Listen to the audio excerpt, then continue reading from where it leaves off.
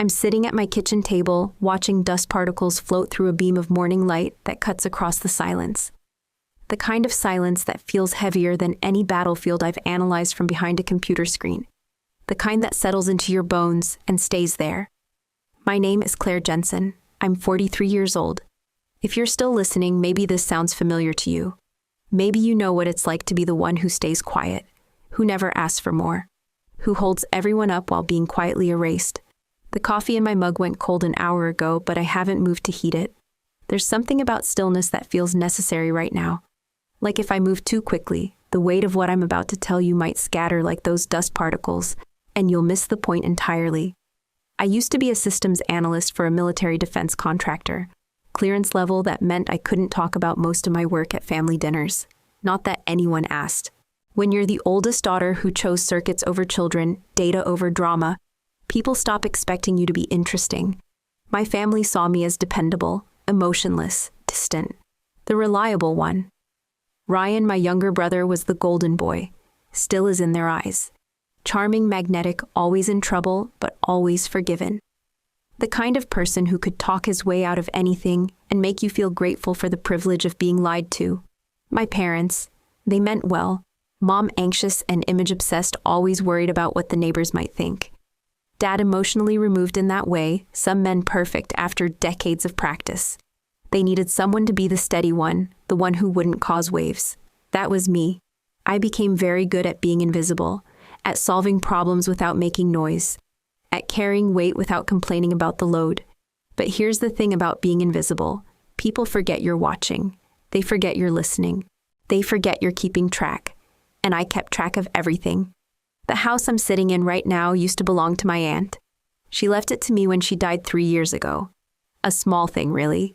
2 bedrooms, 1 bathroom, a kitchen that smells like the lemon cookies she used to make on Sundays. But it was mine. The first thing in my life that was entirely legally, undeniably mine. Or so I thought. The morning light shifts, and I can see my reflection in the window now. Tired eyes, graying hair, pulled back in the same ponytail I've worn for 15 years. I look like someone who's been holding her breath for too long. 3 weeks ago, I lost my job. Not quietly, not with dignity. Publicly, spectacularly. My career ended in a way that made headlines, made me toxic, made me the kind of person former colleagues cross the street to avoid. I was blamed for a classified data breach, painted as the whistleblower who couldn't keep her mouth shut, who chose principle over protocol, and endangered national security in the process. The irony is suffocating, but that's not the worst part. The worst part is that when I needed them most, when I was drowning in accusations and legal fees, and the kind of public humiliation that follows you home, my family didn't just stay silent. They mocked me. Ryan, golden boy. Ryan looked me in the eye at Sunday dinner and said, "Maybe if you hadn't been so busy playing hero, you'd still have a job." The rest of them laughed. Not cruel laughter, but the kind that's somehow worse. The kind that says they find my pain amusing, entertaining. And then last week I was served papers. My own brother is suing me. For this house. For the one thing my aunt left me. They claim I coerced my elderly parents into signing over property rights. That I manipulated a grieving family during a vulnerable time. The papers are sitting on the counter behind me next to the stack of bills I can't pay. And the rejection letters from every company that won't hire someone with my particular brand of notoriety. I haven't said a word to them about it. Haven't called, haven't confronted, haven't defended myself. I've just been sitting here watching the dust dance in the morning light, thinking about silence and what it can hold. They think they know me. They think I'm the quiet one, the pushover, the one who will take whatever they give me and ask for nothing in return. They're about to learn the difference between being quiet and being weak, and the difference between staying silent and keeping secrets. The Sunday dinner happened 6 months ago, but I can still taste the overcooked roast beef and the bitterness that settled in my throat when Ryan opened his mouth.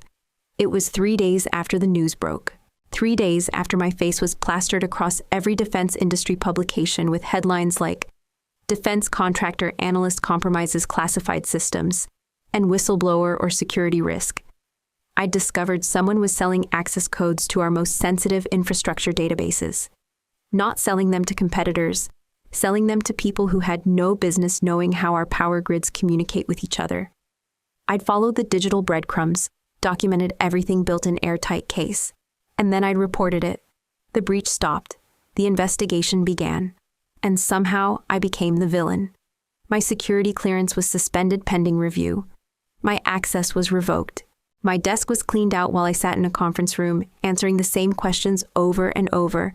How did you access this information? Why didn't you follow proper channels? Are you sure you weren't the one who created the vulnerability? By the time the story hit the press, the narrative was already written. I wasn't the analyst who'd caught the breach. I was the disgruntled employee who'd caused it. Mom called that Friday. Maybe you should come to dinner Sunday. Family time might help. I should have known better. The table was set like always. Mom's good china, the cloth napkins. The centerpiece she'd arranged with the same precision she applied to everything else. Dad carved the roast with mechanical efficiency while Ryan and his wife Mallory shared knowing looks across the table. So, Mallory said, cutting her meat with delicate precision, how are you holding up? The tone was perfect, concerned, sympathetic. The kind of voice you use when someone's dog dies, not when their career gets destroyed by people who should have their back. I'm fine, I said. Really? Ryan leaned back in his chair. Because the news made it sound like you really screwed up. Mom shot him a look. Ryan, what I'm just saying, maybe if Claire hadn't been so busy playing hero, she'd still have a job. The silence that followed lasted maybe 3 seconds. Then Mallory started laughing, not loud, not cruel. Just this light tinkling sound that somehow made it worse. You have to admit, she said, it's kind of ironic. Miss Perfect finally makes a mistake, and it's a big one. Dad didn't look up from his plate.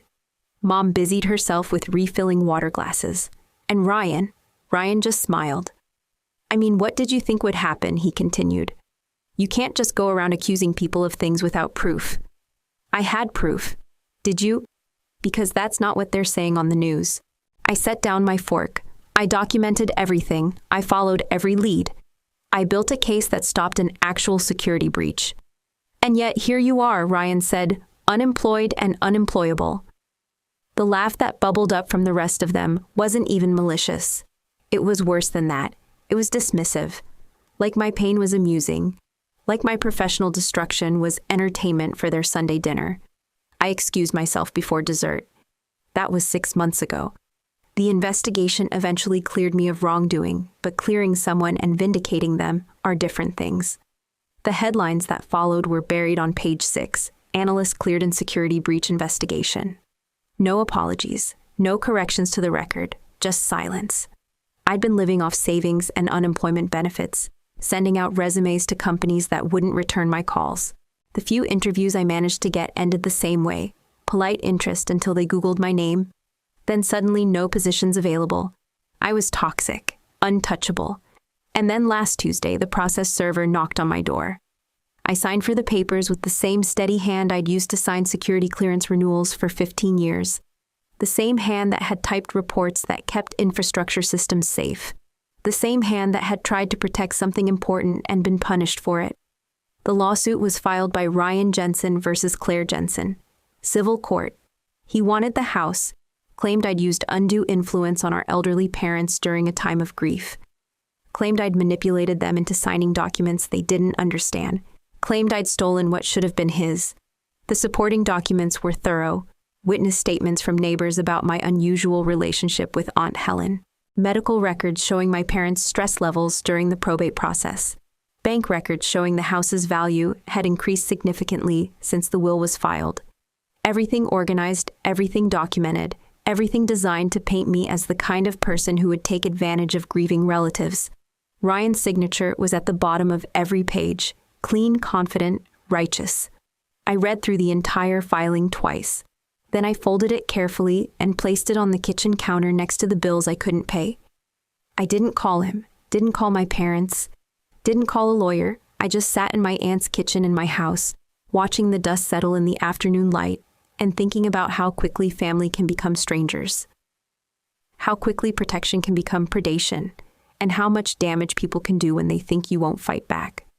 The thing about being a systems analyst is that you learn to see patterns where other people see chaos.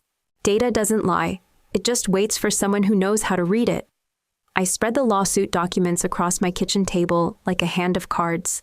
The morning light made the legal letterhead look official, intimidating. But underneath all that formatting, underneath the legal language and the formal accusations, there were signatures, dates, references to other documents, and that's where the pattern started to emerge. I pulled out my aunt's probate file first, the one I'd kept in a manila folder since her death 3 years ago, thinking I'd never need it again. Helen's will was straightforward. House to me, personal effects divided among the family's small cash gifts to her church and the local animal shelter. But Ryan's lawsuit referenced conversations with my parents about alternative arrangements during the probate process, conversations I'd never heard of. I found the first discrepancy in the property transfer documents. The signature that was supposed to be my father's, the one that allegedly showed him agreeing to reconsider the property distribution, didn't match the signature on Helen's funeral guest book. The slant was different. The pressure was different. Someone had practiced, but not enough. I opened my laptop and pulled up the county records database, public information, all of it. I'd learned to navigate these systems during my military work, tracking contractors and subcontractors through layers of shell companies and paperwork. Ryan's name appeared in connection with a business entity I'd never heard of, Jensen Family Trust LLC, incorporated 6 months ago. Right around the time of that Sunday dinner, the company had been busy. Property assessments, loan applications, title searches on this house. I followed the digital trail deeper. The LLC had applied for a veteran's small business loan through a relief program I'd never heard of. The application was submitted in my name using my social security number, my military service record, my security clearance information. My hands went still on the keyboard. The loan had been approved. $50,000 direct deposited into an account at a bank I'd never used. The signature on the application was mine, or close enough to fool a busy government clerk, but I'd never signed it, never applied for it, never even knew it existed. I pulled up my credit report. There it was, the loan listed as current and good standing. According to the credit agencies, I was a small business owner with an excellent payment history. According to reality, I was unemployed and living off savings. The phone number I kept buried in my contacts belonged to Marcus Webb, a digital forensics specialist I'd worked with on infrastructure security cases. He'd left government work 2 years ago to start his own consulting firm. Claire, his voice was surprised but warm. Been a while. How are you holding up? I need a favor, Marcus. Off the books. What kind of favor? I told him about the signatures, the shell company, the loan application. I emailed him scans of the documents while we talked. His silence stretched long enough that I wondered if the call had dropped. Marcus. Yeah, I'm here. Claire, this isn't just document fraud. This is identity theft, federal crime territory. How sure are you? Give me 24 hours to run this through some verification software. But from what I'm seeing, someone's been using your identity to build a financial profile. And not just recently. This goes back at least 2 years. 2 years. Before the security breach. Before the lawsuit. Before the public humiliation.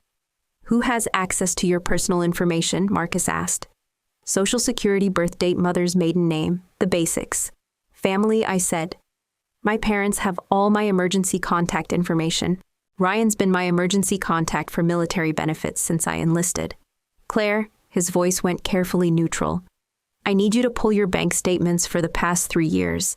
Check for any automatic payments or transfers you don't recognize. Small amounts, routine timing. I already knew what I'd find. After we hung up, I sat in the quiet kitchen with my laptop screen glowing against the afternoon shadows. The documents spread across the table told a story, but not the one Ryan's lawsuit claimed. This wasn't about a house. This wasn't about an inheritance dispute or family grief or elderly parents being manipulated. This was about someone building a financial identity using my name, my service record, my security clearance. Someone who'd had access to my personal information for years. Someone who knew exactly how to forge my signature because they'd been practicing. Someone who'd been planning this long before Aunt Helen died. I closed the laptop and looked around the kitchen. My kitchen, the one Ryan wanted to take away from me in court next month. But I wasn't going to court to defend myself anymore. I was going to court to watch. And while I watched, I was going to keep following the pattern. Keep tracking the data. Keep building the case. Because the thing about being a systems analyst is that once you find the breach, You don't just patch it. You trace it back to the source. I was 12 when I first learned that being responsible meant being invisible. The memory surfaces as I'm staring at Ryan's forged signature on the LLC documents. Christmas morning, 1993. Ryan had taken Dad's tools from the garage to fix his bike and left them scattered in the rain. When Dad found them rusted and muddy, Ryan was already gone, disappeared to a friend's house with the perfect timing that would define his entire life. I was the one who gathered the tools. I was the one who spent the afternoon cleaning rust off wrenches and screwdrivers. I was the one who organized them back in Dad's toolbox, hoping he might not notice the damage. When he found me in the garage grease under my fingernails and WD-40 on my shirt, he didn't ask questions, just nodded and said, "Good girl, Claire, always cleaning up messes." Ryan came home for dinner like nothing had happened. No one mentioned the tools. That was the pattern. Ryan created chaos, disappeared, and left me to manage the aftermath. Mom would pace the kitchen, wringing her hands about what the neighbors might think. Dad would retreat to his newspaper, emotionally checked out. And I would quietly fix whatever was broken, smooth over whatever was damaged, make sure the family looked whole from the outside. I got good at it. Too good. The bank statement from 2019 is open on my laptop screen. There's a transfer I don't remember, $500 to an account I didn't recognize. The memo line says, "Emergency loan, Ryan." Now I remember. Ryan had called me at work, voice tight with panic. "Claire, I need help. Mallory's pregnant and we're behind on the house payment. Just a quick loan until I get my bonus next month." I'd been in the middle of analyzing network vulnerability reports, distracted and tired. "How much?" "A 500. I'll pay you back as soon as." "Fine. I'll transfer it tonight." "Can you make it out to Jensen Family Solutions? It's my consulting business." Makes the paperwork easier. I'd sent the money without thinking. Ryan had always been careless with finances, and I'd been helping him out of small jams since we were teenagers. It was easier than dealing with Mom's anxiety attacks when Ryan got in trouble. He never paid me back. When I asked about it months later, he looked confused. "What loan?" "Oh, that. I thought that was a gift." "For the baby." I'd let it go. $500 wasn't worth the family drama. But now I'm looking at the bank routing number for that transfer, and it matches the account that received the Veterans Relief Loan. The loan that was approved in my name. Jensen Family Solutions became Jensen Family Trust, LLC. My $500 had been seed money for a shell company built on my identity. The pattern goes deeper than I thought. I'm 7 years old standing in the principal's office while Mom apologizes for Ryan's behavior. He'd been caught stealing lunch money from other kids' backpacks, again. "Ryan's just going through a phase," Mom says, her voice tight with embarrassment. "He's not a bad kid. He's just impulsive." The principal's eyes drift to me. "And how is Claire doing?" "Oh, Claire's fine. She's always been the easy one. Never any trouble. Gets good grades, helps out at home. She's very mature for her age." I stand perfectly still, hands folded, while they discuss Ryan's consequences, which will amount to extra chores for a week and a lecture about respecting other people's property. Later in the car, Mom turns to me. "Claire, I need you to help me keep an eye on your brother. You're older, you're more responsible. Can you do that for me?" I nod. Because that's what good daughters do. For the next 10 years, I watch Ryan like a hawk. I cover for him when he skips school. I do his homework when he's too busy with friends. I lie to our parents about where he goes at night, who he hangs out with, what he does with his allowance. I become his personal damage control system. The documents spread across my kitchen table tell the same story, just with higher stakes. While I was building a career, earning security clearance, establishing credit, Ryan was watching. Learning. Taking note of how responsible, trustworthy Claire managed her life, building a version of me that he could use. I find another bank statement, this one from 2017. A withdrawal for $2,000. The memo says, "Signature loan, family emergency." I remember this one too. Ryan had needed money for Mallory's dental work. He'd come to the house with papers already filled out, just needed my signature as a co-signer. "It's just a formality," he'd said. "I'll handle all the payments. You won't even know it exists." I'd signed without reading, because that's what family does, right? They trust each other. Except Ryan had never been trustworthy. Not when we were kids, not when we were adults. He'd just been charming enough to make me forget that distinction. And I'd been well-trained enough to never ask questions. The dental loan had been paid off on schedule. I'd even gotten a letter thanking me for my excellent credit management. But now I'm wondering what else I'd co-signed, what other documents I'd approved without reading, what other versions of myself Ryan had been building in databases I'd never seen. The realization settles over me like cold water. They didn't just betray me when the lawsuit started. They'd been erasing me for years, taking my identity, my credit, my signature, my security clearance information, and turning it into something they could manipulate. They'd been building a version of Claire Jensen that existed only on paper, a version that was useful, compliant, and completely under their control. The version sitting in this kitchen, reading these documents, connecting these dots, she was never supposed to exist. The news broke on a Tuesday morning while I was reviewing bank statements at my kitchen table. My phone buzzed with a text from Marcus. Check Channel 7 News, now. The headline crawled across the bottom of the screen. Disgraced defense analyst sued by family for elder exploitation. My stomach dropped. The reporter was standing outside the courthouse holding a copy of Ryan's lawsuit. Behind her, they'd superimposed my military ID photo, the one that was supposed to be confidential, the one that showed my security clearance level. Claire Jensen, the former defense contractor who was investigated for compromising classified systems last year, is now facing allegations from her own family. Court documents filed yesterday claim Jensen used her position of trust to manipulate elderly relatives into signing over valuable property during a time of grief. The photo that came next made my chest tight. It was me 6 months ago, leaving the federal building after my final security clearance hearing.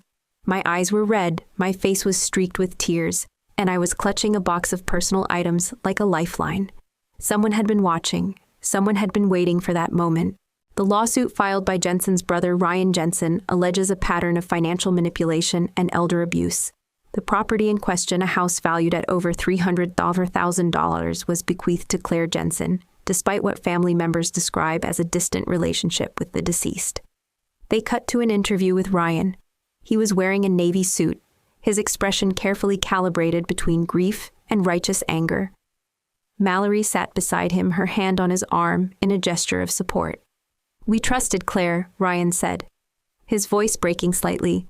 "She was the responsible one, the one with the security clearance, the one who understood legal documents. We never thought she would take advantage of our grief." Mallory leaned forward. Aunt Helen was vulnerable. She was grieving the loss of her husband and Claire. Claire knew exactly how to manipulate that situation. The reporter's voice continued over old footage of me walking into the defense contractor's building. Jensen's security clearance was revoked following the data breach investigation. Sources close to the family suggest this lawsuit may be connected to financial pressure following her job loss. My phone started ringing. Local news stations mostly. A few reporters from defense industry publications. I let them all go to voicemail.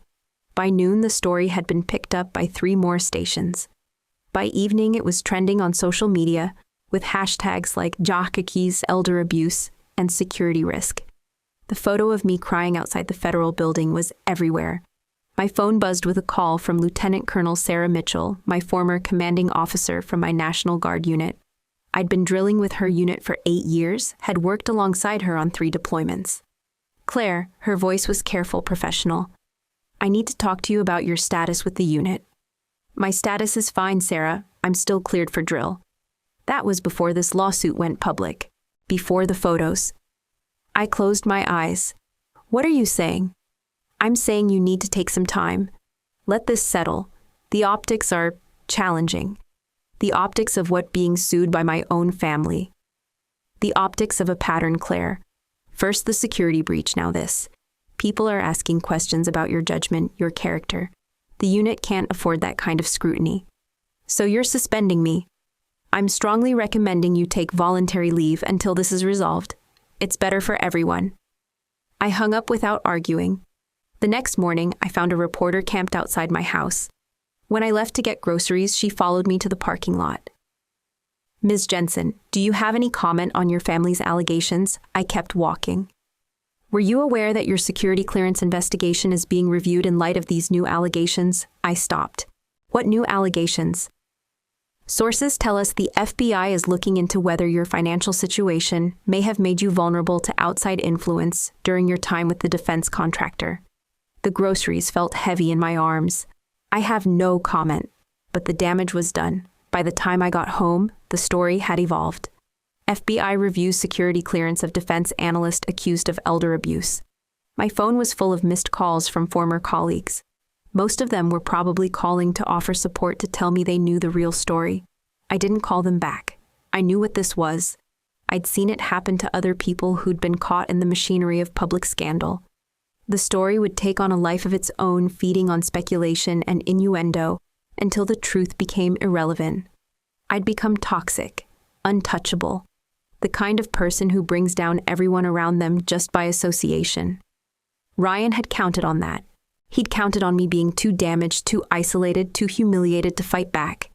He'd counted on me disappearing quietly, the way I always had. But I wasn't disappearing. I was building something else, something he hadn't seen coming. Marcus called me back at 3 a.m. on a Thursday. I was already awake, surrounded by printed bank statements and credit reports that covered my kitchen table like pieces of a jigsaw puzzle. "Claire, you need to see this."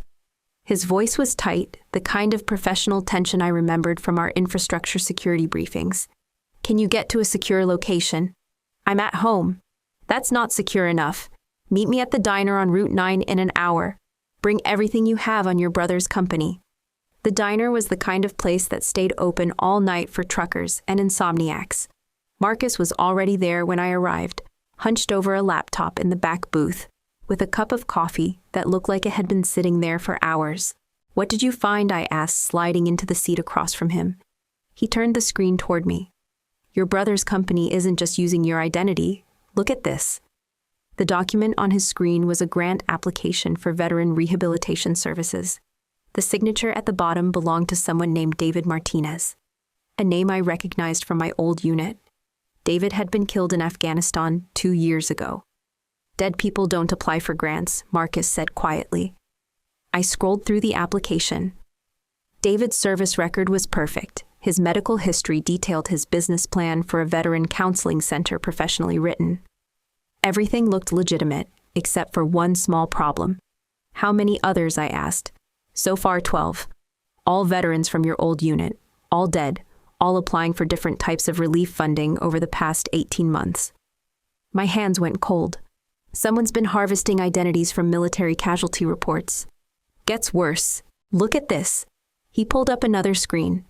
Bank records showing deposits from the Department of Veterans Affairs, the Department of Health and Human Services, and something called the Regional Healthcare Initiative, all flowing into accounts tied to Jensen Family Trust, LLC.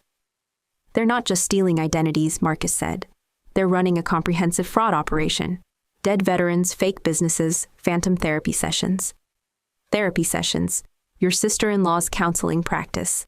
Mallory Jensen, licensed clinical social worker. She's been billing government programs for PTSD treatment sessions with veterans who've been dead for months. I thought about Mallory at that Sunday dinner, delicately cutting her meat while she laughed at my career destruction. The concerned voice she'd used when she asked how I was holding up. "Show me the therapy records." Marcus pulled up a different database. "She's good. Very thorough. Session notes, treatment plans, progress reports. Everything the government auditors would want to see." The patient names scrolled past. Michael Thompson, James Rodriguez, Sarah Williams. All veterans, all dead. All receiving extensive therapy for combat-related trauma from the comfort of their graves. "But here's the part that's going to keep you awake," Marcus said. "Look at the authorization codes on these payments." He highlighted a string of numbers at the bottom of each invoice. My stomach dropped. "That's a DoD clearance flag," I said. "Specifically, it's the clearance flag for personnel with access to critical infrastructure data, the same systems you worked on." I stared at the screen. Someone's using my security clearance to authorize payments. Not just authorize. Someone's using your clearance to access the veteran database, the casualty reporting system, the healthcare billing networks.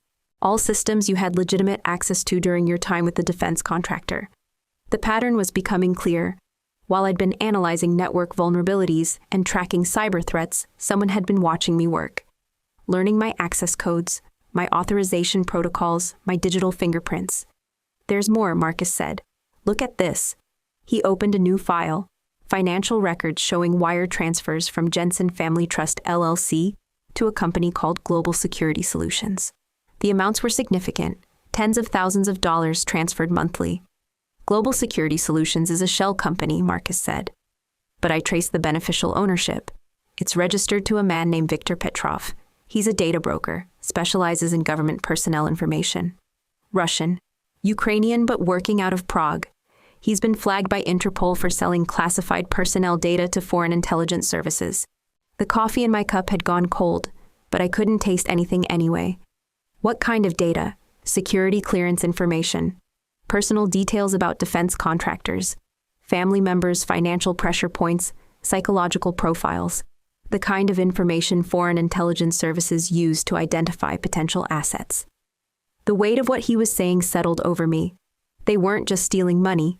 No, they were building a profile, your financial vulnerabilities, your family relationships, your access to classified systems.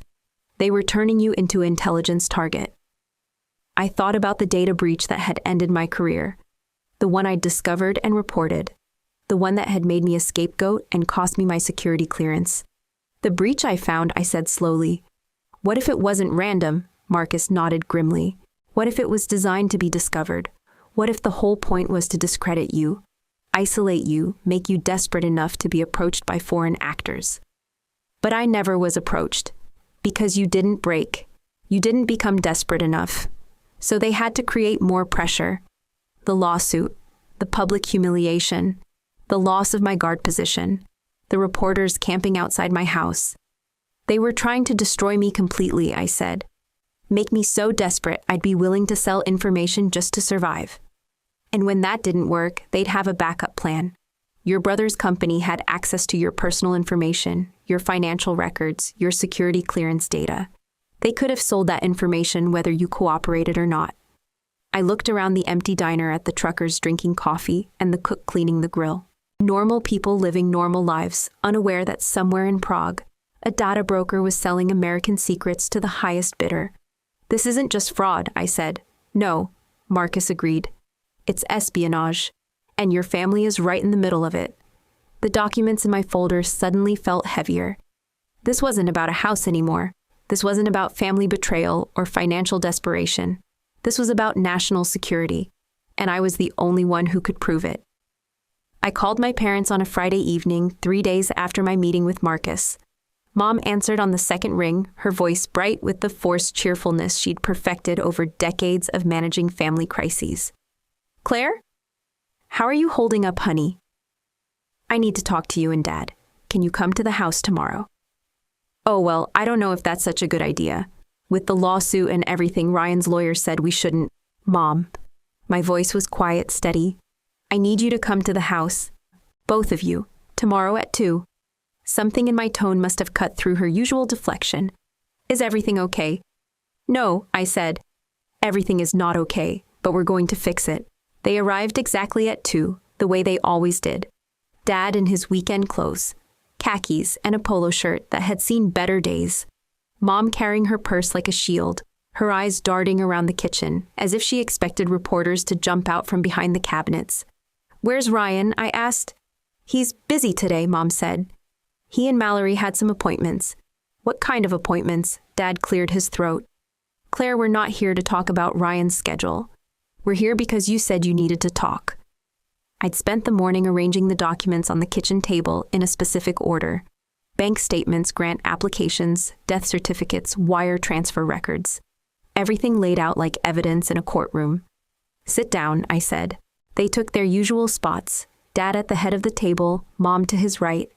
The same seats they'd occupied for every family meeting, every holiday dinner, every conversation that required their official parental attention. I placed the first document in front of them. The Veterans Relief Grant application with David Martinez's forged signature. Do you remember David Martinez? I asked. Dad glanced at the paper. From your unit. He was killed in Afghanistan 2 years ago. This is his signature on a grant application dated 6 months ago. Mom leaned forward, squinting at the document. Maybe it's an old application, something filed before he died. It's not old, Mom. It's part of a pattern. I laid down the next document, then the next. Bank records showing deposits from government agencies, death certificates for veterans whose names appeared on active grant applications, wire transfer records showing money flowing from Jensen Family Trust LLC to accounts in Prague. Ryan and Mallory have been using dead veterans' identities to defraud government programs, I said quietly. They've stolen over $200,000 in the past 18 months. Dad's hand trembled as he reached for his water glass. That's a serious accusation, Claire. It's not an accusation, it's documentation. I placed the therapy billing records in front of Mom. Mallory's been billing government programs for PTSD treatment sessions with veterans who've been dead for months. She's been using my security clearance codes to authorize the payments. Mom's face went pale. Ryan explained this to us. It's just bookkeeping irregularities, business expenses that got mixed up with personal accounts. Bookkeeping irregularities don't involve dead people, Mom. Maybe there's a mistake. There's no mistake. I pulled out the wire transfer records. This is money being sent to a data broker in Prague, a man who sells classified personnel information to foreign intelligence services. The silence stretched between us like a chasm. Dad's breathing had become shallow, his knuckles white as he gripped his water glass. Ryan's been building a file on me, I continued. My financial records, my security clearance information, my access codes. He's been selling it to people who want to compromise American defense contractors. Mom shook her head. Ryan wouldn't do that. He's patriotic. He supports the troops. He's been using dead troops' identities to steal money from programs designed to help their families.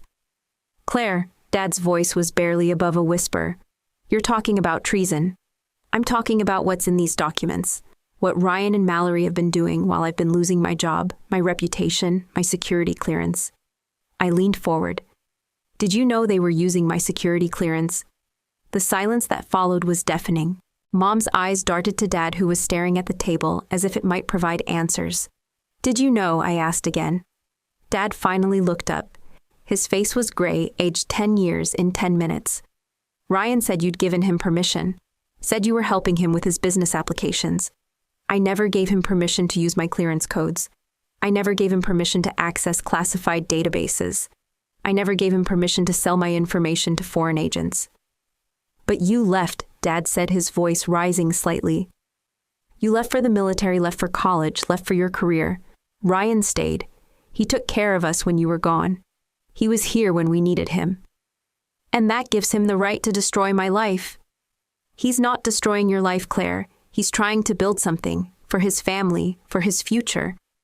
I stood up, gathering the documents. His future is built on dead veterans and stolen identities. His business is funded by foreign intelligence services.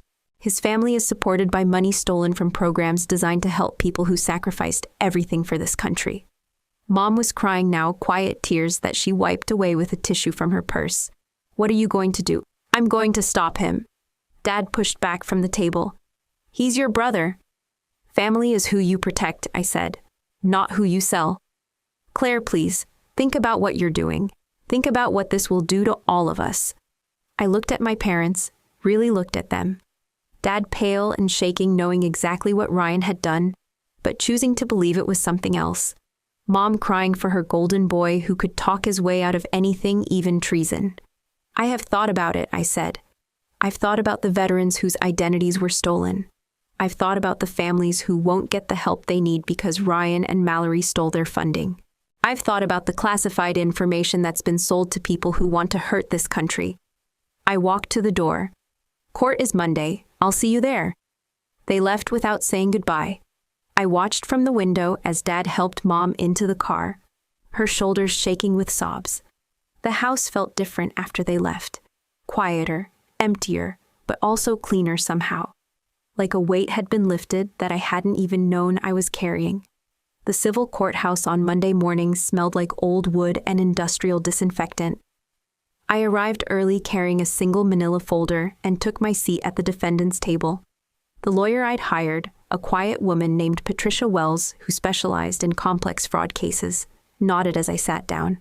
You sure about this approach? She asked quietly. I'm sure.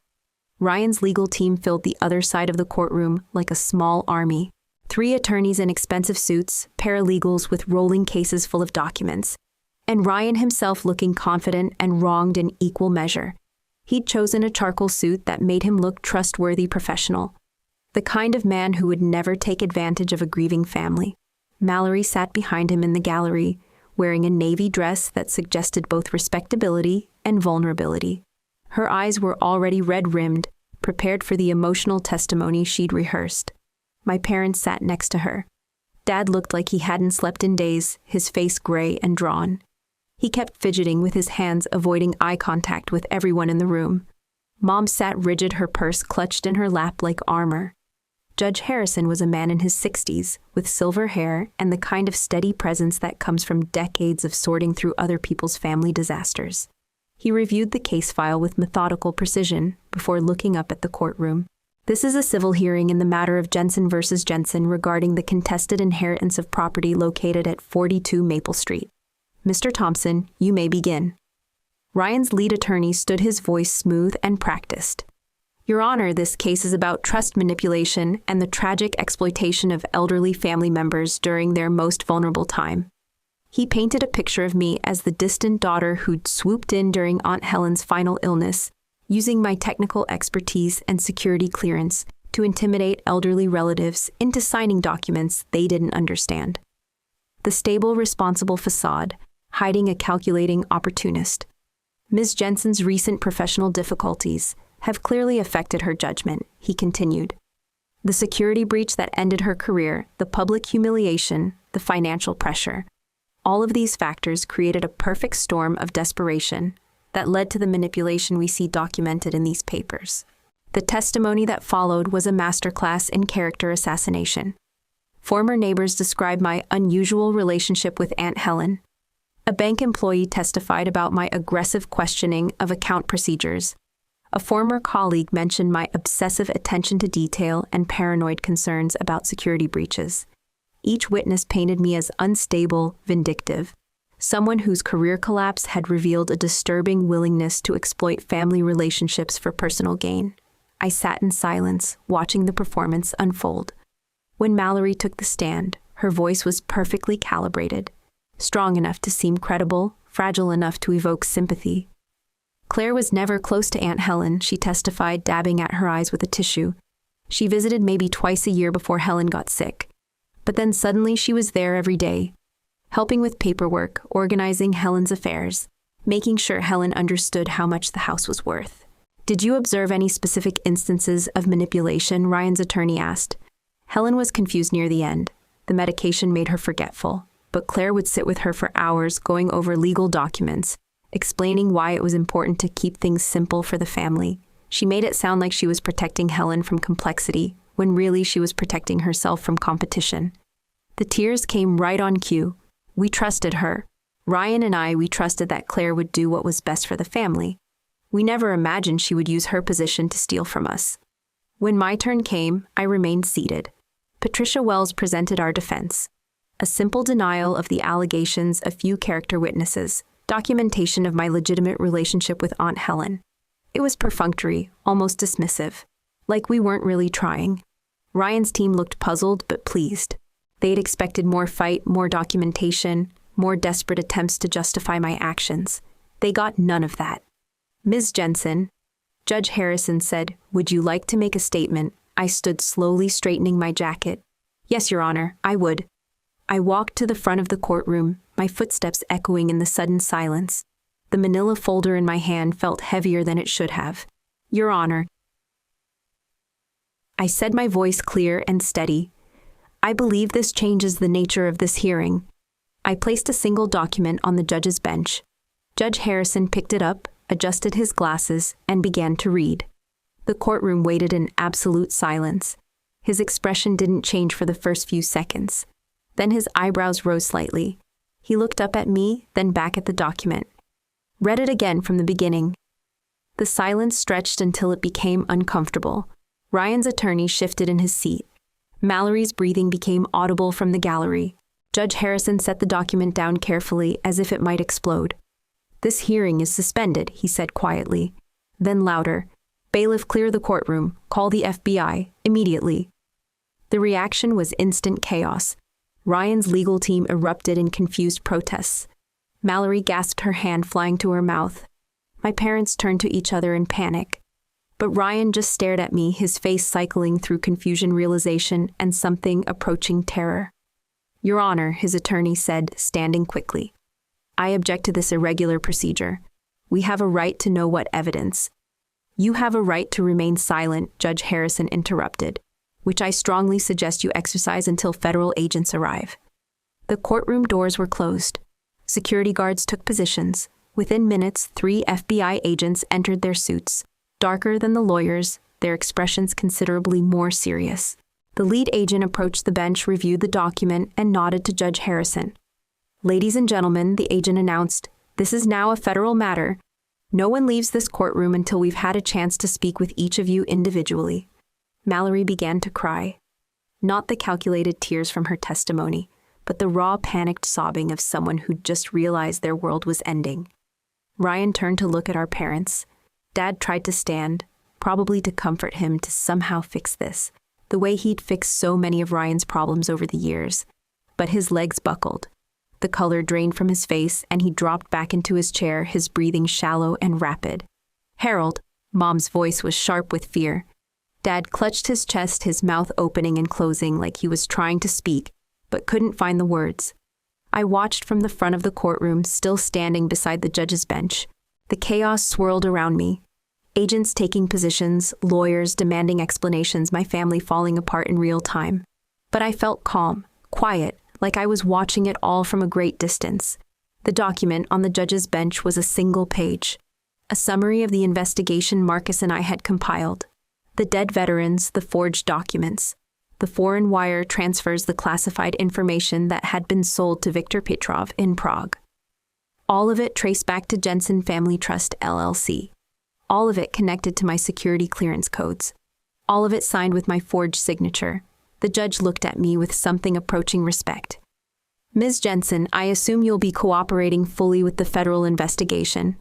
Yes, Your Honor, I said. I've been cooperating for weeks. The story broke nationally within 6 hours of the FBI agents walking into that courtroom. By evening, my face was on every major news network, usually paired with Ryan's booking photo and headlines that asked more questions than they answered. Defense contractor exposes family espionage ring. Sister turns in brother in federal fraud case. The whistleblower who chose country over family.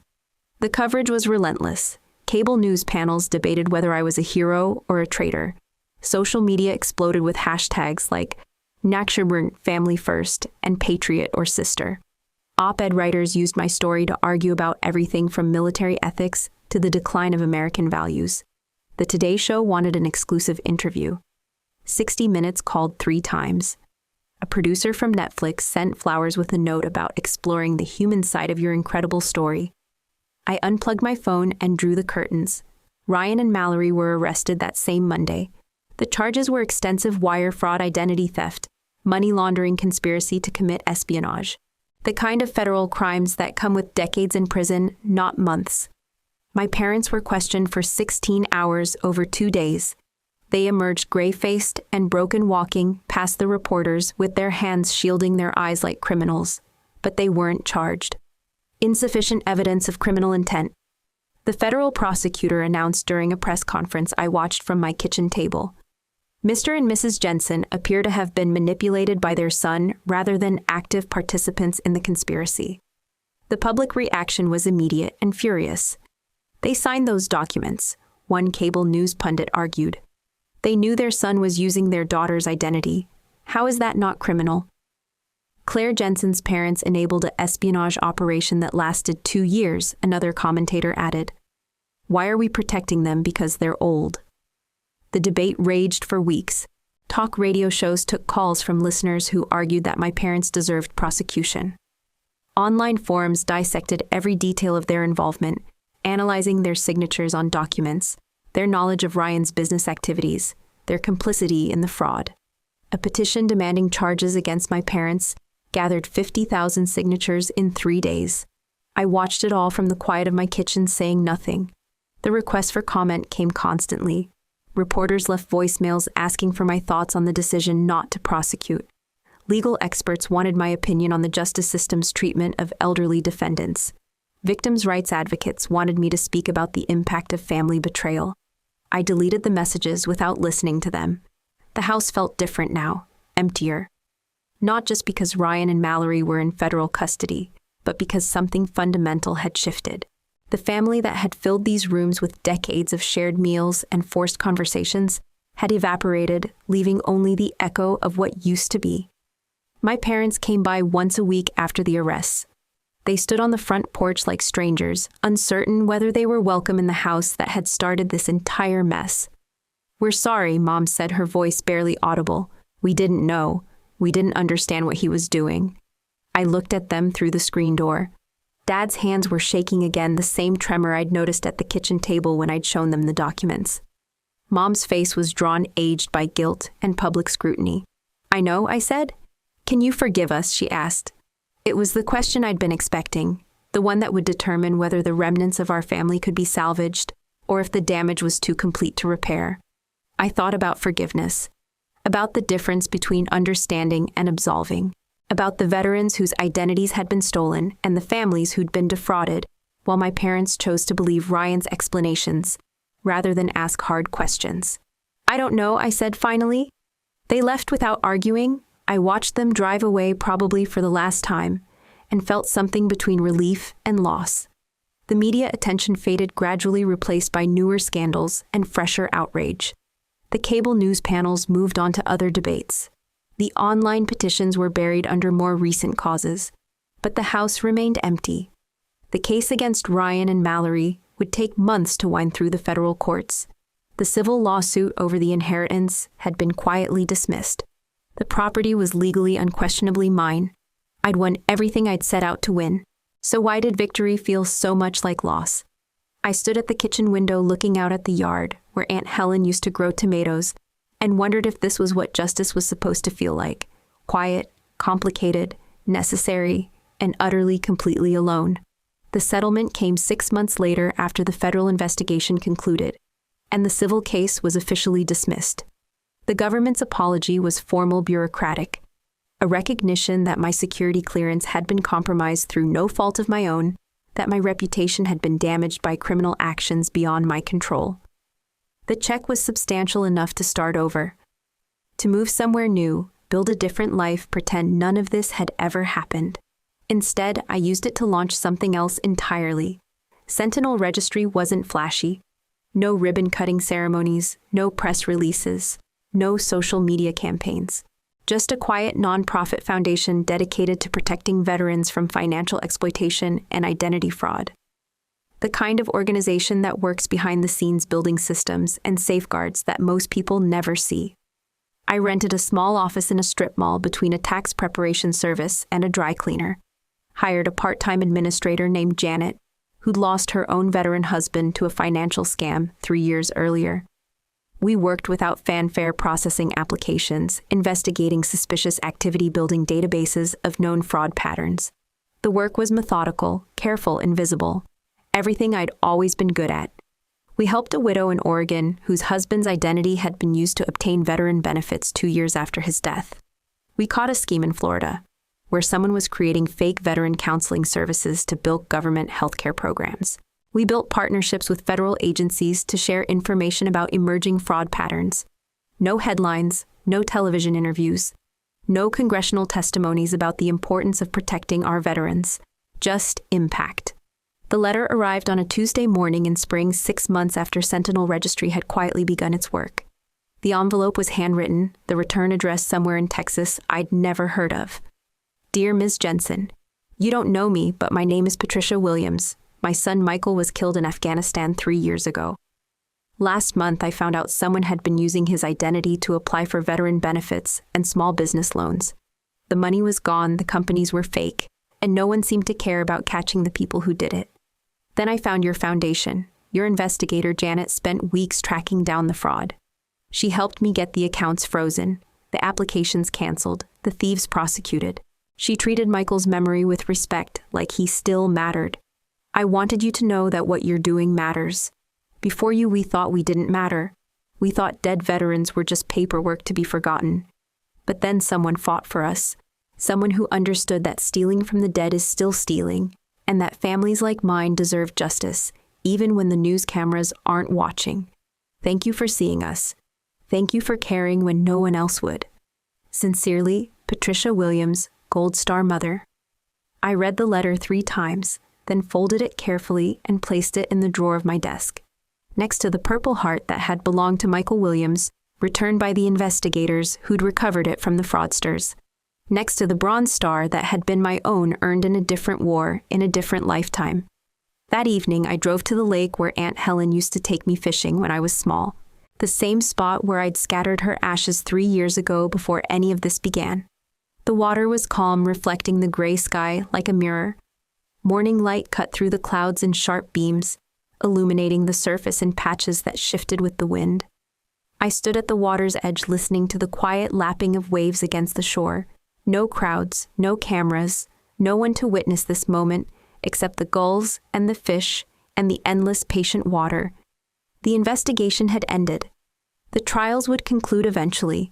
Ryan and Mallory would serve their sentences, my parents would live with their choices, and the world would move on to newer scandals and fresher outrage. But the work would continue. The quiet, necessary work of protecting people who couldn't protect themselves, of building systems that prevented exploitation, of ensuring that service members' sacrifices weren't perverted into profit margins for criminals. It wasn't the life I'd planned. It wasn't the career I'd built or the family I'd been born into. It was something else entirely, something that had grown from loss and betrayal, and the decision to fight back not with noise, but with action. The morning light shifted, and I could see my reflection in the water. Older than I'd been when this started, grayer, quieter, but steadier somehow, more certain of what mattered and what didn't. I thought about Patricia Williams, about her son Michael, about all the veterans whose names had been stolen and whose memories had been exploited, about the families who'd been forgotten until someone decided to remember them. The water lapped gently against the shore, and I understood something I hadn't known before. Some battles aren't won with noise. Some victories are made of silence, and sometimes silence is enough.